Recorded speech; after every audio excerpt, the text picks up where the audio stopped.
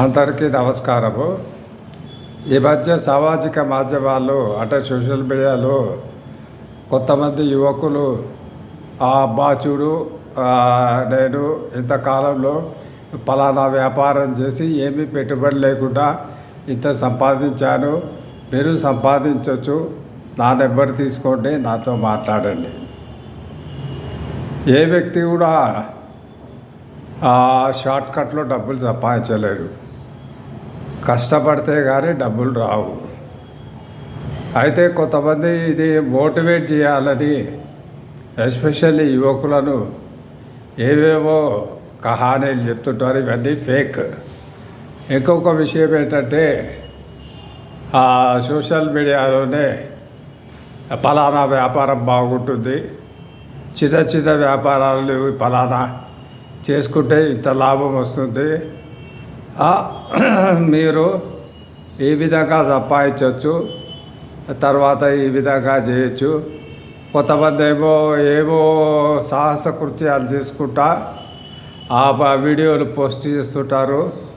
వాళ్ళని చూసి మిగతా వాళ్ళు అలాగే చేసి యాక్సిడెంట్ పాలు కావడం, చనిపోవడం జరుగుతుంది. ఆ మధ్యకాలంలో విన్నాను, ఎవరో ఒక యువకుడు అటవీ ప్రాంతంలో జింక మాంసం తిన్నారు, నేను అది గ్రేట్గా ఏదో పెట్టాడు. అయితే అక్కడ ఏంటంటే అటవీ శాఖ రూల్స్ చాలా, వైల్డ్ లైఫ్ రూల్స్ చాలా స్ట్రిక్ట్. అక్కడ ఏమి చేసేది చాలా, అటవీ ప్రాంతంలో ప్రయాణించినా కానీ అక్కడ మద్యం సేవించకూడదు, ఇవన్నీ చాలా రూల్స్ ఉన్నాయి.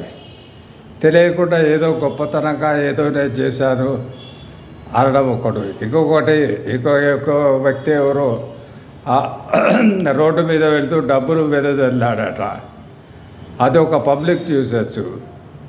ఏదైనా కానీ సోషల్ మీడియాలో అందరికీ పనికొచ్చే విధంగా ఏదైనా చేస్తే అది బాగుంటుంది, సమాజానికి ఉపయోగపడాలి.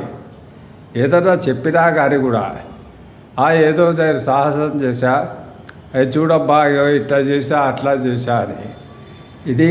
దీనివల్ల ఏమవుతుందంటే ఎస్పెషల్లీ యువకుల్లో ఒక మానసిక పరివర్తన చెంది వాళ్ళు కూడా ఈ విధంగా చేయాలనుకుంటారు, ఆ తర్వాత ఇబ్బంది పాలవుతుంటారు.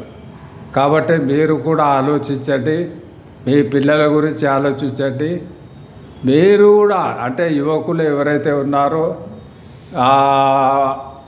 మనకు సోషల్ మీడియాను ఎంత వాడాలి, ఎటువంటి సమాచారం ఇవ్వాలి, కరెక్ట్ సమాచారం ఇస్తున్నావా లేదా, ఇవన్నీ తెలుసుకొని అప్పుడు సోషల్ మీడియాలో మీరు వీడియోస్ పోస్ట్ చేయండి, చెప్పండి.